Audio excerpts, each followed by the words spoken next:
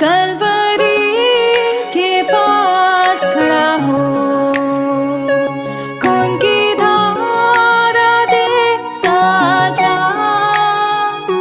तेरे पापों का यही दाम दिया है मसीह यीशु ने।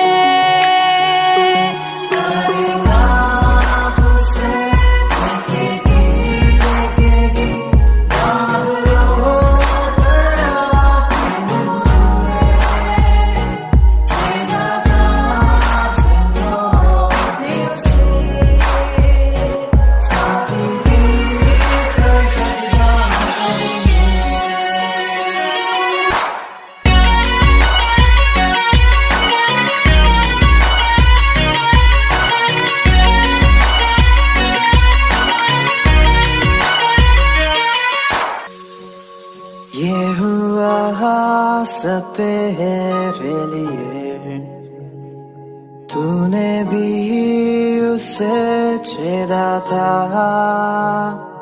फिर भी प्यार से वो बोला था,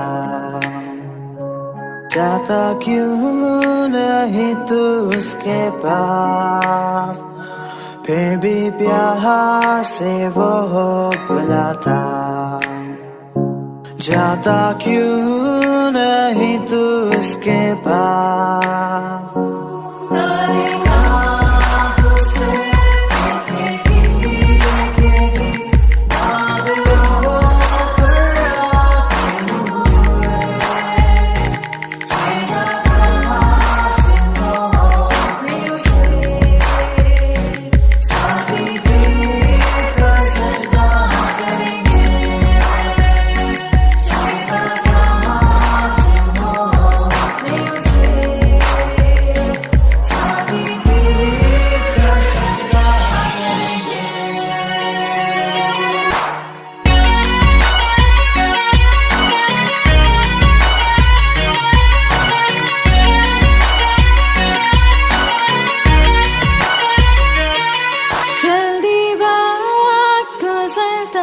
चाहता है, रात अंधेरी आती है, तौबा कर दरवाजा होगा बंद, कुछ ना होगा वे पछताने से,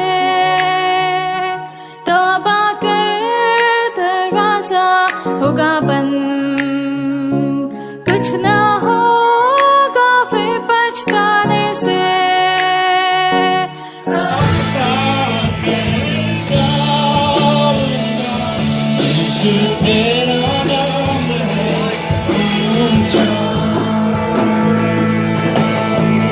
सारी सृष्टि पर तेरा पिता, तू राजा विराज है प्रभु,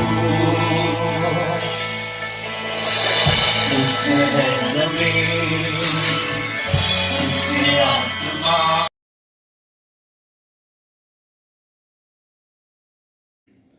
हम प्रभु परमेश्वर को धन्यवाद देंगे आज की सुंदर सुबह के लिए कि परमेश्वर ने एक बार फिर से मुझे और आपको सुंदर सुबह दी है कि हम परमेश्वर के चरणों में आकर परमेश्वर की महिमा करें। प्रियो, मैं आप सभी का स्वागत और वेलकम करता हूं आज की सुबह इस मॉर्निंग डिवोशन में, भोर की प्रार्थना में। प्रभु आप सबको बहुत बड़ी आशीष दे, परमेश्वर का हाथ आप पर, आपके पूरे परिवार पर बना रहे, ताकि आप जीवन में उन्नति पाएं और जो परमेश्वर की योजना उसको पूरा करें। प्रियो, हर दिन परमेश्वर हमें आशीष पर आशीष देता है ताकि हम उसकी महिमा कर सकें और उसके नाम को ऊंचा उठा पाएं। जैसे आपको पता है कि हम कुलुस्सियोस का दूसरे अध्याय का अध्ययन कर रहे हैं। प्रभु ने हमारी मदद की थी, हम 3 पद तक देख चुके हैं। परमेश्वर का वचन कहता है कि हम और अधिक उसके साथ आगे बढ़कर परमेश्वर की महिमा करें और उसके उस बड़े कार्य को अपने जीवन में देख पाएं। 2, 3 और 4 पद को मैं आज आपके सामने पढ़ूंगा, 5 पद तक, ताकि हम इस अध्याय में भी धीरे धीरे आगे बढ़ते चले जाएं, ताकि उनके मनों में शांति हो और वे प्रेम में से आपस में गठे रहें और वे पूरी समझ और सारा धन प्राप्त करें और परमेश्वर पिता के भेद को अर्थात मसीह की पहचान को ले। 3 पद, जिसमें बुद्धि और ज्ञान के सारे भंडार छिपे हुए हैं। 4 पद, यह मैं इसलिए कहता हूं कि कोई मनुष्य तुम्हें लुभाने वाली बातों से धोखा ना दे। यद्यपि मैं शरीर के भाव से तुमसे दूर हूं, तो भी आत्मिक भाव से तुम्हारे निकट हूं, और तुम्हारे व्यवस्थित जीवन को और तुम्हारे विश्वास को जो मसीह में है दृढ़ता देखकर प्रसन्न होता हूं। परमेश्वर अपने इस वचन के पढ़े और सुने जाने पर आशीष दे, बरकत दे, ताकि परमेश्वर का हाथ हम पर बना रहे और हम परमेश्वर की महिमा करें। दुआ करेंगे। जीवते और सच्चे विश्वास के योग्य परमेश्वर, बड़े आदर के साथ, दीनता के साथ, नम्रता के साथ हम अपने आप को, अपने कमजोर निर्बल जीवन को आपके हाथ में सौंपते हैं। हम आपको धन्यवाद देते हैं, हम आपकी स्तुति करते हैं कि आप हमारे महान प्रभु, दयालु पिता, विश्वास के योग्य परमेश्वर, अद्भुत युक्ति करने वाले प्राकरण परमेश्वर, हम आपकी तारीफ करते हैं। हमारी प्रार्थना, हमारी विनती प्रभु, आपका दया का हाथ हम पर बना रहे, आपकी करुणा हम पर बनी रहे, आपकी सुरक्षा हम पर बनी रहे, ताकि आपके नाम में हम आगे बढ़ते जाएं और बहुतों के लिए आशीष का, आनंद का कारण बन सके। बड़े आदर के साथ, दीनता, नम्रता के साथ प्रभु जी हम आपके पवित्र सिंहासन के सम्मुख आते हैं और प्रार्थना करते हैं हमारे भाई एहसान के लिए, उनके जीवन के लिए, विश्वास योग्यता लिए, कमला जी के लिए प्रार्थना करते हैं, उनको भी संभाल, आपका हाथ उनके साथ भी बना रहे, ताकि परमेश्वर आप उनके काम में आशीष दे, सफलता दे, ताकि जीवन में आगे बढ़ते जाएं और बहुतों के लिए आशीष का, आनंद का कारण बन सके। हम आप ही के हाथों में सौंपते हैं और प्रार्थना करते हैं पिता, आप उनको संभाले, उन्नति दे, आगे बढ़ाएं, ताकि आपकी महिमा कारण बन सके। हम बड़े आदर के साथ हमारे सारे श्रोताओं को,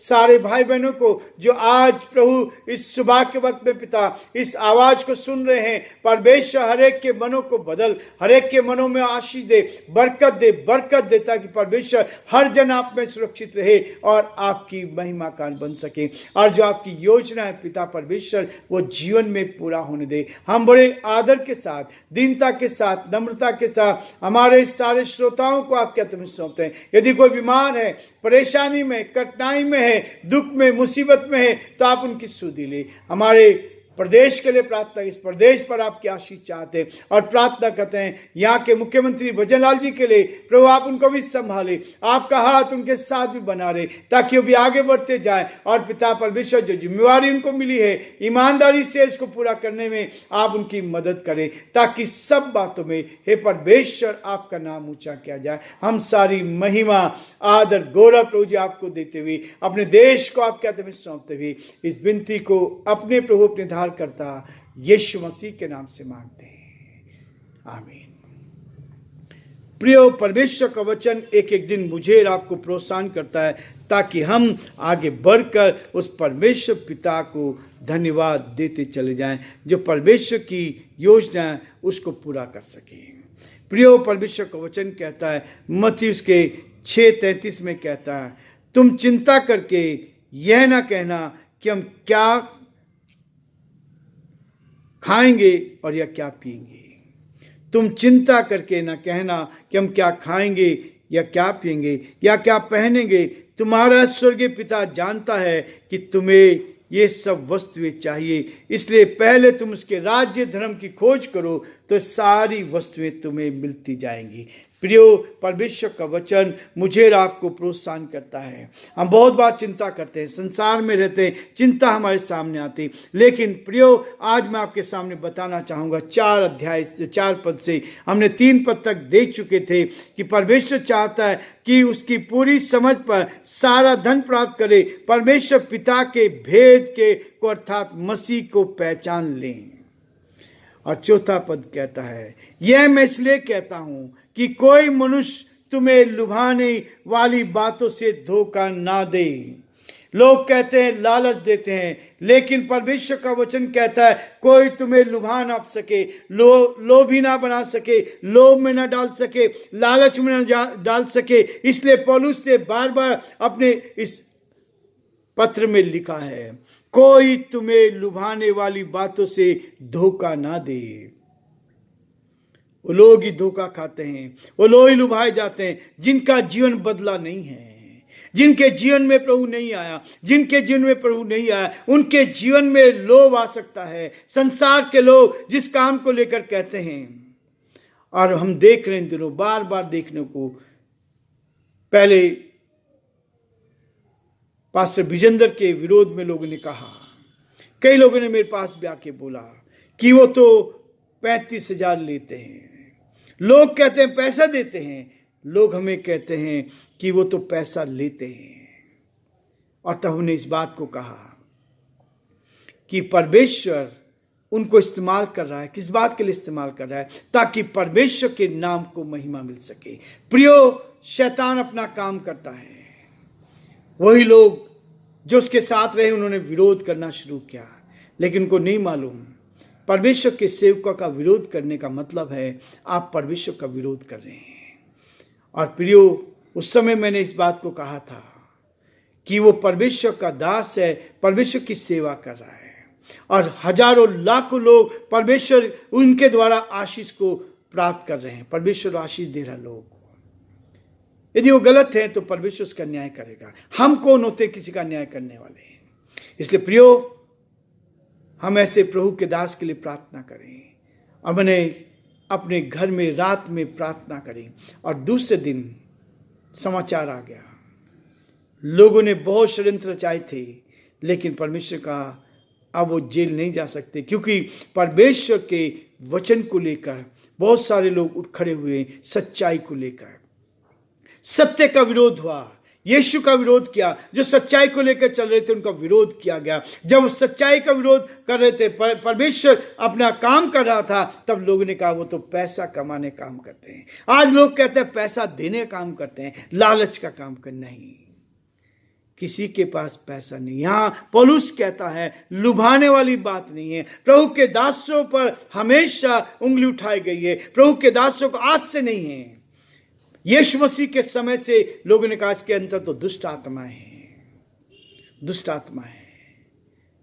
लेकिन यीशु मसीह ने अपना काम पूरा किया। उसके बाद चेलों के साथ है। चेले तो गरीब थे, मछुआरे थे, किसको क्या देते, लेकिन परमेश्वर का धन्यवाद करते हैं कि उन्होंने आत्मा को दिया, और जिसके ऊपर हाथ लगा वो चंगे हो गए, और बहुत सारे लोग चंगाई को प्राप्त कर रहे हैं। ये चंगाई आज से नहीं, ये हमेशा से चल रहे हैं। और आज भी प्रभु के दास विजेंद्र से, प्रभु के दास से के विरोध में लोग इन दिनों बहुत सारे षड्यंत्र रचा के लाए।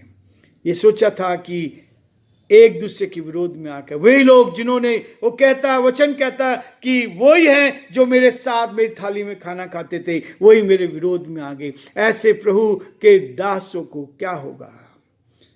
प्रभु अपने बच्चों को बचाता, अपने लोगों को जो ईमानदारी से काम कर रहे हैं, परमेश्वर उनको आशीष देता, ताकि वो आगे बढ़कर परमेश्वर की महिमा कर सके। मैं जयपुर राजस्थान से इस बात को कहता हूं कि प्रभु के लोग के विरोध में जाना इतना आसान नहीं है, इतना आसान नहीं है। लोग एक दूसरे के विरोध में बोलते हैं, लेकिन प्रियो, हम इस बात को कहते हैं जिन्होंने परमेश्वर के दास के विरोध में काम किया, परमेश्वर उनका बदला लेता है।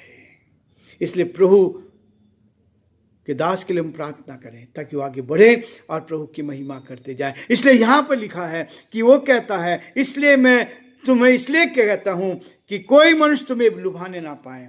लोग लुभाने की कोशिश करते हैं। आज चारों तरफ एक ही चीज हो रही है, लोग संविधान को बदलना चाह रहे हैं, संविधान के बारे में कहते हैं, लेकिन संविधान की बात उसमें लिखा है कि किसी को लोभ लालच नहीं देना चाहिए, उसका इस्तेमाल कर रहे हैं। जबकि ऐसा नहीं है। आज से नहीं, सालों से लोग कहते लोभ, किसके पास कितना पैसा है।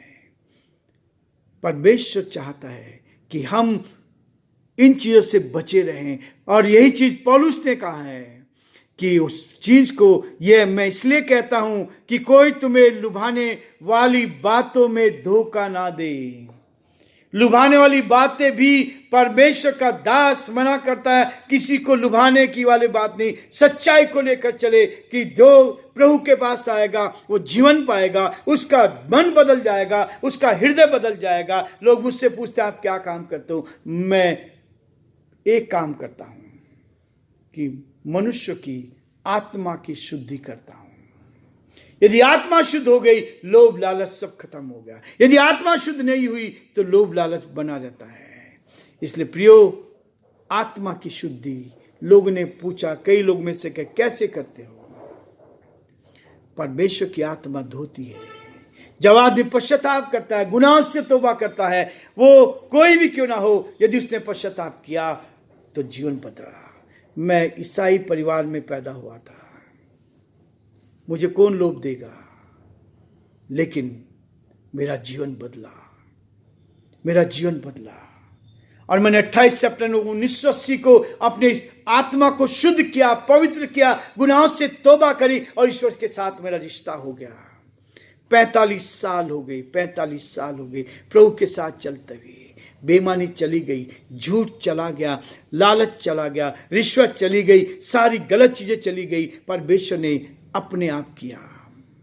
इसलिए प्रियो, परमेश्वर का वचन कहता है, कोई तुम्हें लुभाने ना पाए, लुभाने वाली बातों से धोखा ना दे। यद्यपि मैं शरीर के भाव से तुमसे दूर हूं, तो भी आत्मा के भाव से तुम्हारे निकट हूं। इसलिए हम घर बैठ के प्रार्थना करते, ताकि प्रभु के दासों के लिए हम दुआ कर सके, एक दूसरे को उठा सके। ऐसी समस्याओं में, ऐसी परेशानी में जब लोग विरोध करते हैं, और कई लोग विरोध में आकर झूठी बातें लेकर आते हैं, तब गिराने की कोशिश करते हैं। इसलिए परमेश्वर का वचन कहता है कि हमें उसकी ओर देखना है। वो अपने सेवकों का आदर करता है, सम्मान करता है। और यदि परमेश्वर चाहता है कि हम आगे बढ़ते जाएं, हर जगह आप देखेंगे दानियल को भी काफी विरोध किया, क्योंकि वो सच्चाई पे चल कर आगे बढ़ता जा रहा था। उस देश में उस उन्नति तक पहुंच गया, लोगों ने उसका विरोध किया और उसको क्या किया, कहां डाल दिया? सिंहों की मान में डाल दिया गया। लेकिन परमेश्वर सामर्थ्य है, राजा भी स्वयं बचा नहीं पाया, लेकिन परमेश्वर ने बचाकर उसको फिर से खड़ा किया, ताकि परमेश्वर के नाम को महिमा मिले।